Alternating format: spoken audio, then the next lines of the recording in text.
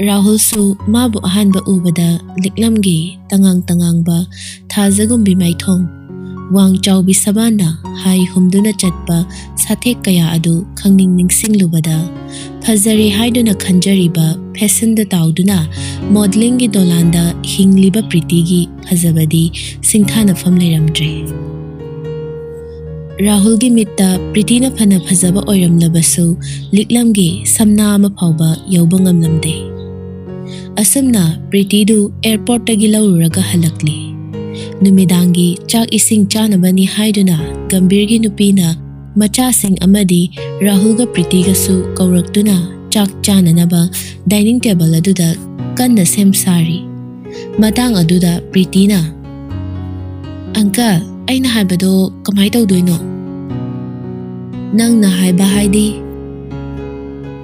Adumai tawrakanu ko Aidi amuk chatkisani phagi tawbanida ichana haibabu Asi haiduna Gambirdu machanupa kaifada onsinduna Hai kaipa nachanupi se Sikkim sinba thungna koiba pubiyu Mana sida laise aikhoi nungsida naga lakpa natene lam koiba laklibani ne Asumna nokmi tawraduna Priti da laknabagum hairakpani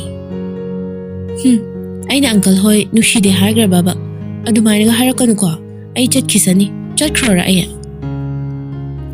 Yare phagini nate haibasu khangde nangama phanadi chawre haibu aujik phawba thaine gi angang oiringai gi hainabido toktrine nang se chak to chasilu Hai mama maphaiga do hapchulune ichage yengotu icha Rahul gi su kai no awat padu yengbiu nungai ne he ichasa Mayam sumaina punna chamin thapminaba wari watai tawbase ipadi mi mayam punbase mu nungai ba leite wahai singa si hairaga Rahul da mu onsilai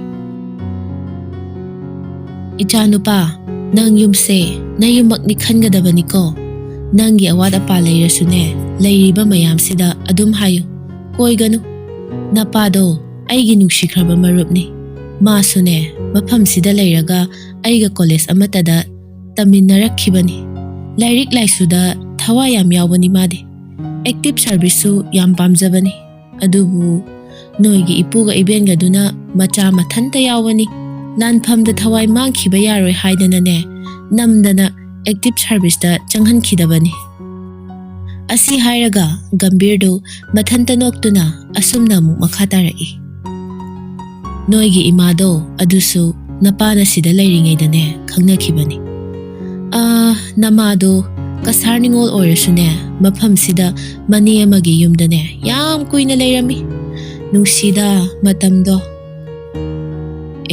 aduga nahange engondadi sungai haidene moide imasu swaida leiri haibase hairoi wari nungaibane yam leida Namaga napaga gi love story dudine Romeo Juliet naga henba nateda Asumna noktuna wari edulirami matanga duda Rahul namu Ipa wari do engonda somta libiuba ligani nong mane gyanta na hek phajana liragese haujiki dine chakto na buk thanna chasilo aduga aikhoi walking chatkadaba Ipadine masama uphabase yam pamjai tuson nausonba mioi bayadeko punsi haisidine marek mahau thokna nupadi nupamana muktana hinggadabani Asumna numidangi chak ising chabaloibaga walking chatpa si Gambirgi hainabini Numit khudingi machasing puthoktuna walking chatpagi hainabi ama semlammi Ngasisu makhoi mayamdo punna numidangi walking adu chatli maduda Pritina Angka Sikkim sidi yam nungai leirame haba aidi nahange Sikkim sa asu yam phajaramni di khalludeba phajabani ne noigi London dunaga henba natene Asumna walking halaklaba matungda masa-masagi room da changduna tumnanaba sem sanari Mathangi numita Rahuldu ayuk anganbada Uncle Gambirgi yumgi nakanduda phamduna churup thakduna lay Masida Pritina tholakpaga mapahek chanana Rahul na tawriba du uki Maduda Pritina, "Wah, what's yam tayo sidi? Ay di yam pame haba kamay daw niya. Ay napamjaba magunsing do mangondalo yaw sila ne. Kande, managta changaga wari sasaluge." Asumna wari sanage khanduna Rahul gi managta changsili. Rahul du Priti changlakpa ubada thaklamba churupdu nakanadu da langthokhi. Aduga haugatuna chatke tawbada Pritina, "He, Mister, aingondadi lotke khanganu ko. Ai loi uhorabani nanga tawramisingdo." "Phare gaino." Asumna hairamlaga Rahul du chatkre. Maduda Priti du sauningduna, "Yam usitiye. Nate aibu kayam thirage haibanida. Natraga mabu masak phajaba nupiga se yengba haitraba khangdemi. Pharasu phatrasu akhoi model ni kaino. Nupa masak phajaba mayamna pudrup keliba. Aduga manadi aingonda hanna phau yangattabaneba. Ayam sauningida." Asumna murum solingai tungdagi gambirna, "Kari amuk tawragene nangna murum sondana amuk leiriduna. Kari apamba amuk leirage hayune nangi uncle da." "Uncle, aina pamise uncle piba ngamgadro." "Nangna pame haibado uncle na piba ngamoidaba kaibu leidorige. Hayune nangna bu hairadi se uncle da yauriba thawai si phone pithoke hairibani. Chalo da uncle, thawai ga di lojoroi ai. Aina pamise di uncle gi thawai na ti mane. Ma haidi kona hairage." Asi hairamduna Priti du ikai mandana jenchenkre. "Kaya da ngausinari no yengune. Iche, nang leiramladi nachagi matause ujaramgadabani ko." Asumna mamitagi mapi sinthaduna machebu ningsinglambi. Somdana Rahul su magi kada changduna nisa chaningbagi mayaina khangba ngamnamde. Gambirgi machanupa kaifana Rahulna masa mawu chingduna khangba ngamdabagi tharo leimaida onduna leirambadu ubada, "Rahul, nang kaidorage? Ha, kaino nang tawrisibo? Apu, kai lege? Apu somdam talao." Asumna kaifana kanna mapabu kaurakpadagi mache ningsingduna kaplamba Gambirdu mapi taithokna khonglai thuna chelai. Rahul gi room adu yaubaga Rahul na oiramliba phibam adu Gambirna magi phone adu lokthokduna pakhatna doctor da call tawi. Doctor, aigi yumda yam thuna amta lakpiyu. Emergency case ni. Amta thubiro." "Hoi, ai lakjarage." Gambirsu pakhatpana tawfam khanglamde. Rahul bu wakhal taraknabani haiduna kokta ising thaduna gyan taraknaba kanna hotnari.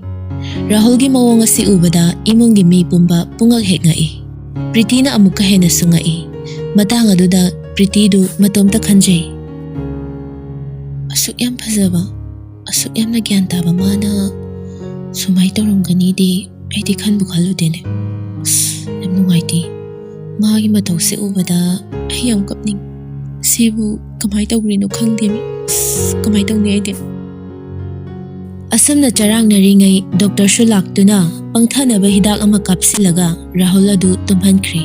Aduga Dr. adu Gambirda onsenduna, "Gambir, nupa macha sibu nangi kana.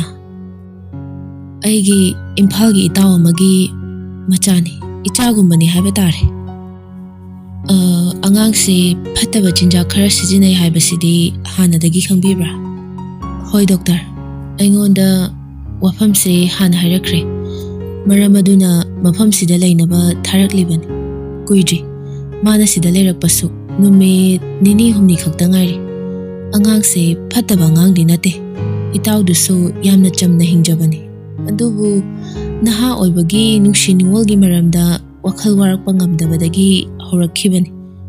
Adunine haujikangi naha singsi nungsibagi damakta ꯁꯤꯅꯤ ꯅꯥꯅꯤ ꯀꯤꯗꯅ ꯇꯧꯔꯤꯕ ꯃꯌꯥꯝꯁꯤ ꯐꯔꯦ ꯃꯥꯕꯨ ꯐꯅꯕ ꯑꯩꯈꯣꯏ ꯃꯌꯥꯝ ꯆꯪꯗꯅ ꯍꯣꯠꯅꯁꯤ ꯑꯩ ꯃꯥꯕꯨ ꯂꯥꯌꯦꯡꯅꯕ ꯑꯦꯛꯁꯄꯤꯔꯤꯌꯦꯟꯁ ꯂꯩꯔꯕ ꯑꯦꯛꯁꯄꯔꯠ ꯑꯃ ꯊꯥꯔꯛꯀꯦ ꯀꯩꯁꯨ ꯈꯜꯂꯨꯅꯨꯗ ꯑꯗꯨꯝ ꯐꯔꯛꯀꯅꯤ ꯑꯗꯨꯗꯤ ꯑꯩ ꯑꯃꯨꯛ ꯆꯠꯅꯕ ꯇꯧꯔꯒꯦ ꯑꯪꯀꯜ ꯑꯩ ꯊꯤꯟꯇꯣꯛꯀꯦ ꯌꯥꯔꯦꯗ ꯀꯩꯐꯥ ꯅꯪꯗꯤ ꯒ꯭ꯌꯥꯟ ꯇꯥꯎꯀꯣ ꯍꯣꯏ ꯑꯪꯀꯜ ꯑꯁꯣꯝꯗꯅ ꯂꯤꯛꯂꯝꯗꯨ ꯅꯣꯡ ꯍꯦꯛ ꯉꯥꯟꯕꯒ ꯃꯥꯒꯤ ꯍꯥꯟꯅꯒꯤ ꯇꯧꯐꯝ ꯊꯣꯛꯄ ꯃꯊꯧ ꯑꯗꯨꯃꯛ ꯇꯧꯔꯤ ꯃꯁꯤꯗ ꯍꯨꯏꯅꯥꯎ ꯑꯗꯨꯁꯨ ꯈꯔ ꯆꯥꯎꯈꯠꯂꯛꯄꯒꯤ ꯂꯝ ꯍꯦꯟꯕ ꯉꯥꯡꯅꯕꯗ ꯅꯣꯡꯃꯇ ꯑꯋꯥꯕ ꯋꯥꯈꯜ ꯈꯟꯕ ꯁꯪꯂꯝꯗꯦ ꯆꯥꯛ ꯊꯣꯡꯅ ꯂꯤꯛꯂꯝꯅ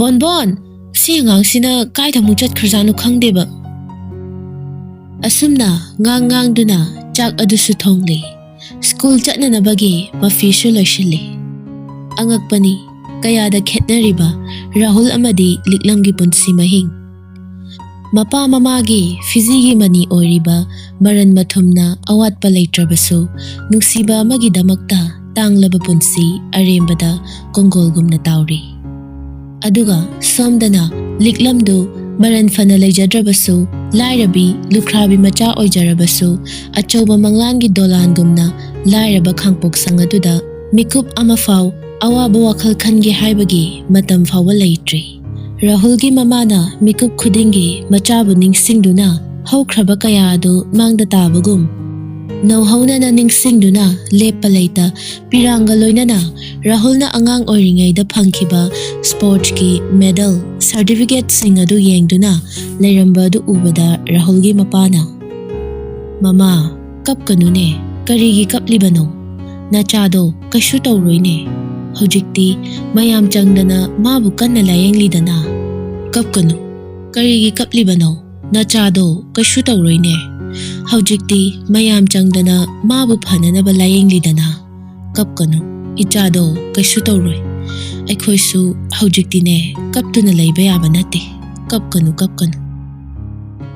ꯑꯁꯨꯝꯅ ꯅꯣꯡꯃ ꯍꯧꯈꯤ ꯃꯇꯝꯗꯤ ꯀꯅꯥꯅꯁꯨ ꯈꯥꯝꯂꯨꯕ ꯉꯝꯗꯦ ꯑꯁꯨꯝ ꯍꯧꯈꯤ ꯑꯃꯔꯣꯝꯗ ꯔꯥꯍꯨꯜꯒꯤꯗꯤ ꯃꯤꯀꯨꯞ ꯈꯨꯗꯤꯡꯒꯤ ꯂꯤꯛꯂꯝꯕꯨ ꯅꯤꯡꯁꯤꯡꯕ ꯑꯃꯗꯤ ꯅꯤꯁꯥ ꯆꯥꯅꯤꯡꯂꯛꯄꯒꯤ ꯑꯋꯥꯕꯅ ꯑꯍꯤꯡ ꯑꯃꯇꯁꯨ ꯅꯤꯡꯊꯤꯅ ꯇꯨꯝꯕ ꯌꯥꯔꯝꯗꯦ ꯑꯍꯤꯡ ꯑꯗꯨꯗ ꯔꯥꯍꯨꯜꯅ ꯂꯤꯛꯂꯝꯒꯤ ꯐꯣꯇꯣ ꯑꯗꯨ ꯌꯦꯡꯗꯨꯅ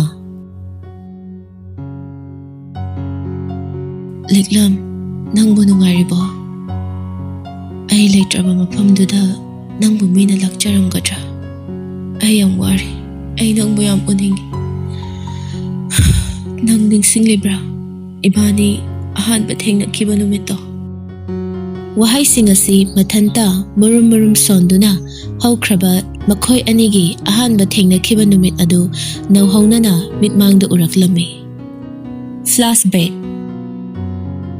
ꯀ꯭ꯂꯥꯁ 10 ꯑꯦꯛꯖꯥꯝ ꯍꯥꯏꯗꯣꯛꯂꯕ ꯃꯇꯨꯡ ꯍꯥꯌꯔ ꯁꯦꯀꯦꯟꯗꯔꯤꯗ ꯑꯦꯗꯃꯤꯁꯟ ꯇꯧꯅꯗꯨꯅ ꯁ꯭ꯀꯨꯜꯒꯤ ꯀꯥꯎꯟꯁꯤꯂꯤꯡꯒꯤ ꯅꯨꯃꯤꯠ ꯑꯃꯅꯤ ꯅꯨꯃꯤꯠꯇꯨ ꯅꯣꯡꯁꯨ ꯈꯔ ꯇꯥꯏ ꯔꯥꯍꯨꯜꯗꯨ ꯃꯄꯥꯒ ꯁ꯭ꯀꯨꯜꯒꯤ ꯀꯥꯎꯟꯇꯔ ꯃꯌꯥ ꯑꯗꯨꯗ ꯂꯦꯞꯇꯨꯅ ꯅꯣꯡ ꯊꯨꯞꯂꯒ ꯂꯩꯔꯝꯃꯤ ꯔꯥꯍꯨꯜꯅ ꯁ꯭ꯀꯨꯜ ꯑꯗꯨꯗ ꯂꯥꯛꯂꯤꯕ ꯃꯤꯁꯤꯡ ꯑꯗꯨ ꯃꯊꯪ ꯆꯪꯂꯛꯄ ꯑꯁꯨꯝ ꯌꯦꯡꯂꯝꯃꯤ ꯂꯥꯛꯅꯔꯤꯕ ꯃꯌꯥꯝ ꯑꯗꯨ ꯐꯦꯁꯟ ꯁꯣ ꯊꯣꯛꯄꯒꯤ ꯀꯨꯝꯍꯩꯒꯨꯝꯅ ꯇꯧꯏ ꯃꯌꯥꯝꯗꯨꯒꯤ ꯃꯔꯛꯇ ꯇꯥꯌꯣꯟꯅꯅ ꯁꯥꯇꯤꯟ ꯑꯃꯨꯕ ꯑꯃ ꯄꯥꯏꯗꯨꯅ ꯐꯨꯔꯤꯠ ꯇꯤ-ꯁꯔꯠ ꯑꯉꯧꯕ ꯑꯃ ꯂꯤꯠꯇꯨꯅ ꯅꯣꯡꯂꯛ ꯑꯗꯨꯗ ꯑꯍꯟ ꯑꯃꯒ ꯆꯪꯃꯤꯟꯅꯔꯛꯈꯤꯕ ꯑꯗꯨ ꯔꯥꯍꯨꯜꯅ ꯎꯈꯤ ꯄꯨꯟꯁꯤ ꯑꯃ ꯃꯥꯡꯕ ꯍꯥꯏꯕꯁꯤ ꯉꯁꯤꯗꯒꯤ ꯍꯧꯅ ꯍꯥꯏꯕ ꯀꯅꯥꯅꯁꯨ ꯍꯥꯏꯕ ꯉꯝꯕ ꯅꯠꯇꯦ ꯑꯗꯨꯝꯅ ꯔꯥꯍꯨꯜꯗꯨ ꯅꯨꯃꯤꯠꯁꯤꯗꯒꯤ ꯄꯨꯟꯁꯤꯗ ꯑꯋꯥꯕ ꯆꯩꯊꯦꯡ ꯐꯪꯕ ꯍꯧꯔꯒꯅꯤ ꯍꯥꯏꯕ ꯈꯪꯕ ꯅꯠꯇꯦ ꯅꯨꯃꯤꯠ ꯑꯗꯨꯗ ꯃꯍꯥꯛꯅ ꯎꯈꯤꯕ ꯁꯛꯇꯝ ꯑꯗꯨꯅ ꯑꯍꯤꯡꯗꯨꯃꯁꯨ ꯇꯨꯝꯕ ꯌꯥꯈꯤꯗꯦ ꯏꯆꯝ ꯆꯝꯅ ꯏꯉꯥꯎ ꯉꯥꯎꯅ ꯃꯃꯥ ꯃꯄꯥꯒꯤ ꯇꯝꯄꯥꯛꯇ ꯃꯅꯤꯡ ꯇꯝꯅ ꯅꯨꯡꯉꯥꯏꯕꯒꯤ ꯗꯣꯂꯥꯟꯗ ꯃꯥꯏ ꯄꯥꯛꯄꯒꯤ ꯂꯝꯕꯤꯗ ꯏꯪꯅ ꯆꯠꯆꯔꯝꯕ ꯏꯅꯥꯛ ꯈꯨꯟꯕ ꯃꯄꯥꯒꯤ ꯂꯥꯏꯕꯛ ꯊꯤꯔꯕ ꯈꯣꯏꯃꯨ ꯔꯥꯍꯨꯜꯒꯤ ꯋꯥꯔꯤ ꯄꯨꯝꯕ ꯈꯪꯂꯤꯕ ꯉꯥꯟꯕ ꯑꯃꯗꯤ ꯂꯝꯖꯤꯡꯕꯅ ꯅꯣꯡꯃꯗꯤ ꯂꯤꯛꯂꯝꯒꯤ ꯃꯑꯣꯡ ꯃꯇꯧꯗ ꯁꯥꯎꯅꯤꯡꯕꯅ ꯂꯤꯛꯂꯝꯅ ꯇ꯭ꯌꯨꯁꯟ ꯍꯜꯂꯛꯄ ꯉꯥꯏꯗꯨꯅ ꯂꯝꯕꯤꯗ ꯂꯤꯛꯂꯝꯕꯨ ꯈꯥꯝꯂꯒ ꯍꯧꯖꯤꯛ ꯑꯣꯏꯔꯤꯕ ꯔꯥꯍꯨꯜꯒꯤ ꯋꯥꯔꯤ ꯄꯨꯝꯕ ꯇꯝꯂꯗꯨꯅ ꯁꯥꯎꯅ ꯉꯥꯟꯕ ꯑꯃꯗꯤ ꯂꯝꯖꯤꯡꯕ ꯑꯗꯨ ꯆꯠꯈꯤ ꯅꯨꯃꯤꯠ ꯑꯗꯨꯗꯤ ꯂꯤꯛꯂꯝꯗꯨ ꯇꯁꯦꯡꯅ ꯅꯨꯡꯉꯥꯏꯇꯕ ꯄꯣꯛꯂꯝꯃꯤ ꯑꯍꯤꯡꯗꯨꯃ ꯋꯥꯈꯜ ꯈꯟꯕꯗ ꯇꯨꯝꯕ ꯌꯥꯔꯝꯗꯦ ꯂꯤꯛꯂꯝꯅ ꯍꯧꯈ꯭ꯔꯕ ꯀꯌꯥ ꯑꯗꯨ ꯇꯞꯅ ꯅꯤꯡꯁꯤꯡꯂꯨꯕꯗ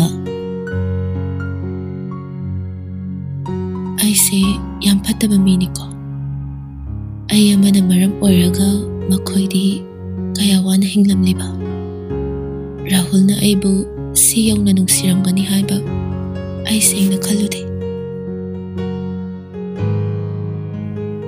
ꯑꯁꯨꯝꯅ ꯅꯨꯃꯤꯠꯇꯨꯃꯁꯨ ꯍꯧꯈ꯭ꯔꯦ ꯃꯊꯪꯒꯤ ꯅꯨꯃꯤꯠꯇ ꯂꯤꯛꯂꯝꯅ ꯁ꯭ꯀꯨꯜ ꯂꯥꯛꯄꯗ ꯉꯥꯟꯕꯒ ꯂꯝꯖꯤꯡꯕꯒ ꯀꯣꯏꯊꯤ ꯊꯤꯔꯝꯃꯤ ꯀꯣꯟꯅꯗꯤ ꯀꯦꯟꯇꯤꯟꯗ ꯐꯝꯗꯨꯅ ꯂꯩꯔꯝꯕꯗꯨ ꯎꯕꯗ ꯂꯤꯛꯂꯝꯅ ꯃꯈꯣꯏꯒꯤ ꯃꯅꯥꯛꯇ ꯆꯪꯁꯤꯟꯗꯨꯅ ꯉꯥꯟꯕ ꯔꯥꯍꯨꯜꯒꯤ ꯅꯝꯕꯔꯗꯣ ꯑꯝꯇ ꯄꯤꯒꯦꯔꯥ ꯍꯥ ꯀꯩ ꯍꯥꯏꯕꯅꯣ ꯑꯁꯨꯝꯅ ꯉꯛꯅ ꯈꯨꯝꯂꯛꯏ ꯏꯀꯥꯏꯅ ꯂꯤꯛꯂꯝꯅ ꯑꯃꯨꯛꯀꯁꯨ ꯔꯥꯍꯨꯜꯒꯤ ꯅꯝꯕꯔꯗꯣ ꯑꯝꯇ ꯄꯤꯌꯣ ꯍꯥꯏꯕ ꯀꯩ ꯍꯥꯏꯗꯣꯏꯅꯣ ꯍꯥꯟꯅ ꯍꯥꯏꯔꯛꯑꯣ ꯊꯤꯅ ꯉꯥꯡꯒꯗꯕ ꯑꯣꯏꯔꯗꯤ ꯄꯤꯕ ꯉꯝꯃꯣ ꯉꯥꯡꯉꯣꯏꯌꯦ ꯑꯩ ꯃꯥꯒ ꯋꯥꯔꯤ ꯌꯥꯝ ꯁꯥꯟꯅꯅꯤꯡꯕꯒꯤ ꯇꯧꯕꯅꯤ ꯌꯥꯔꯗꯤ ꯑꯝꯇ ꯄꯤꯌꯨꯕ ꯄꯤꯈ꯭ꯔꯣ ꯍꯟꯗꯛꯀꯤꯁꯤꯗꯤ ꯃꯥ ꯒ꯭ꯌꯥꯟ ꯈꯔ ꯇꯥꯔꯛꯄ ꯃꯥꯜꯂꯤ ꯑꯁꯨꯝꯅ ꯂꯝꯖꯤꯡꯕꯅ ꯃꯨꯔꯨꯝ ꯁꯣꯟꯗꯨꯅ ꯉꯥꯟꯕꯗ ꯍꯥꯏꯔꯛꯏ ꯉꯥꯟꯕꯁꯨ ꯅꯝꯕꯔ ꯑꯗꯨ ꯂꯤꯛꯂꯝꯗ ꯄꯤꯈ꯭ꯔꯦ ꯅꯨꯃꯤꯗꯥꯡꯒꯤ ꯃꯇꯝꯅꯤ ꯂꯤꯛꯂꯝꯁꯨ ꯆꯥꯛꯇꯨ ꯆꯥꯕꯣꯏ ꯆꯥꯗꯕꯣꯏ ꯔꯥꯍꯨꯜꯗ ꯐꯣꯟ ꯇꯧꯅꯤꯡꯕꯒꯤ ꯃꯌꯥꯏꯅ ꯃꯁꯥꯗꯨ ꯏꯔꯥꯡ ꯂꯥꯡꯉꯤ ꯃꯥꯒꯤ ꯐꯃꯨꯡꯗ ꯁꯠ ꯆꯪꯁꯤꯟꯗꯨꯅ ꯐꯣꯟ ꯑꯗꯨ ꯄꯨꯊꯣꯔꯛꯂꯒ ꯉꯁꯥꯏ ꯄꯤꯔꯛꯈꯤꯕ ꯔꯥꯍꯨꯜꯒꯤ ꯅꯝꯕꯔ ꯑꯗꯨꯗ ꯗꯥꯏꯜ ꯇꯧꯁꯤꯜꯂꯤ ꯂꯤꯛꯂꯝꯗꯨ ꯃꯤꯍꯨꯟꯁꯨ ꯌꯥꯝꯅ ꯆꯣꯡꯉꯤ ꯔꯤꯡ ꯆꯠꯄꯒꯤ ꯃꯈꯣꯟ ꯑꯗꯨ ꯇꯥꯕꯗ ꯂꯤꯛꯂꯝꯗꯤ ꯃꯤꯍꯨꯟ ꯆꯣꯡꯕ ꯑꯃꯨꯛꯀ ꯍꯦꯟꯅ ꯍꯦꯟꯒꯠꯂꯛꯈꯤ ꯔꯤꯡ ꯉꯥꯏꯍꯥꯛ ꯆꯠꯂꯕ ꯇꯨꯡꯗ ꯐꯣꯟ ꯑꯗꯨꯁꯨ ꯄꯥꯏꯈꯠꯂꯛꯇꯨꯅ ꯍꯜꯂꯣ ꯔꯥꯍꯨꯜꯒꯤ ꯈꯣꯟꯖꯦꯜ ꯑꯗꯨ ꯇꯥꯕꯗ ꯂꯤꯛꯂꯝꯗꯨ ꯀꯔꯤꯒꯨꯝꯕ ꯑꯃꯠꯇ ꯈꯨꯝꯕ ꯉꯝꯂꯝꯗꯦ ꯉꯥꯏꯍꯥꯛ ꯇꯨꯃꯤꯟꯅ ꯂꯩꯔꯕ ꯇꯨꯡꯗ ꯂꯤꯛꯂꯝꯅ ꯔꯥꯍꯨꯜ ꯇꯥꯖꯅꯤꯡꯕ ꯈꯣꯟꯖꯦꯜꯗꯨꯅ ꯀꯧꯔꯛꯄ ꯑꯗꯨ ꯇꯥꯕꯗ ꯔꯥꯍꯨꯜꯗꯨ